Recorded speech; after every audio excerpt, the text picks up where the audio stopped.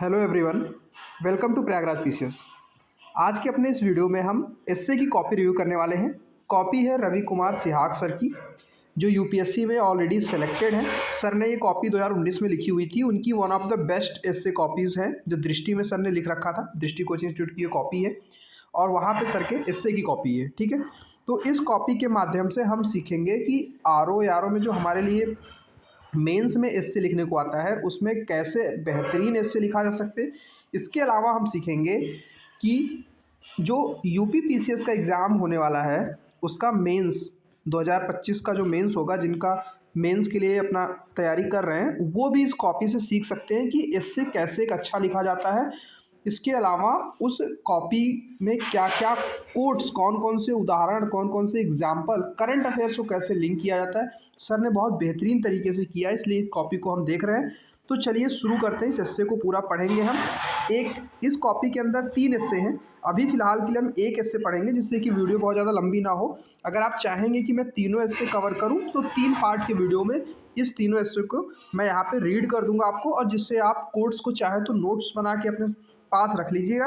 Otherwise यहीं से आप पीडीएफ टेलीग्राम चैनल पे जाके डाउनलोड कर लीजिएगा, जिससे आप फर्दर इसको यूज़ कर सकें। तो ये टॉपिक्स हैं जिसमें से यहाँ मेंशन है टॉपिक किन किन पे इससे लिखना था। ठीक है, तो उसके बाद देखिए सर ने जो लिखा है, मैं सीधे सर की कॉपी पे ही चलता हूँ कि कौन से टॉपिक पे सर ने इससे लिखा है। तो टॉपिक है अत्यधिक असमानता, आय की असमानता जो है से ज़्यादा अवसरों की असमानता है। ठीक है, जो ज़्यादा असमानता है वो आय की असमानता, ज़्यादा अवसरों की असमानता, ये टॉपिक था।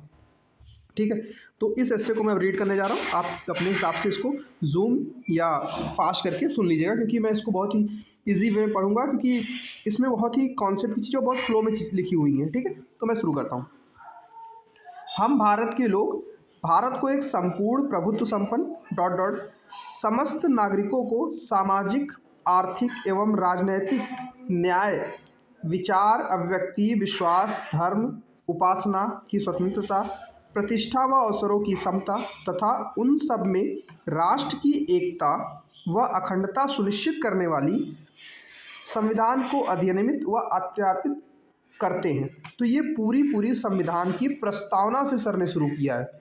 ठीक है, तो एक चीज़ आप यहाँ से क्या सीख सकते हैं, अगर सामाजिक विकास के ऊपर या सामाजिक असमानता के ऊपर कुछ ऐसा आपको निबंध लिखने का मौका मिलता है तो आप भी इस तरह से शुरू कर सकते हैं भारतीय संविधान की प्रस्तावना से, क्योंकि प्रस्तावना में हर प्रकार के न्याय, समानता इत्यादि जो अच्छे अच्छे टर्म्स होते हैं वो प्रयोग ऑलरेडी किए गए हैं। तो आपको कुछ अलग से याद करने की जरूरत नहीं है। प्रस्तावना के कीवर्ड्स जैसे यहाँ पे सर ने जितना आपको याद है वहाँ तक लिखिए, उसका डॉट डॉट लगा के अपने कीवर्ड्स जो आप दिखाना चाहते हैं उसको लिख के काम चला लीजिए।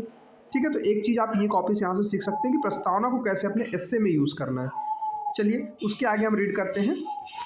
भारतीय संविधान की प्रस्तावना पर यदि एक नज़र डालें तो हमें पता चलता है कि इसमें नागरिकों को संविधान द्वारा प्रदान किए गए सभी लाभों व उपादानों का एक खाका प्रस्तुत किया गया है। जहाँ तक समता की बात है तो इसमें प्रतिष्ठा व अवसरों की समता का जिक्र किया गया है। तो न्याय की संकल्पना भी बहुआयामी है, अर्थात सामाजिक, आर्थिक एवं राजनीतिक न्याय का मिश्रण। शायद हमारे संविधान के निर्माताओं ने अच्छी तरह समझा था कि केवल आर्थिक असमानता या अन्याय का शमन कर देने से जो आदर्श राज्य बनाने का सपना है वो देख रहे हैं वो पूर्ण नहीं हो पाएगा। इसी क्रम में यदि असमानता की बात करें तो इसे भेदमूलक संकल्पना के रूप में समझा जा सकता है, अर्थात किसी के पास अधिक तो किसी के पास वंचना की स्थिति का होना, किंतु इसे केवल धन दौलत के नज़रिए से देखना आंख दबाकर देखने के समान है। क्योंकि यदि अवसरों के प्रकार की विवेचना करें तो इसमें आर्थिक अवसर भी आएंगे और सामाजिक, राजनीतिक, सांस्कृतिक भी।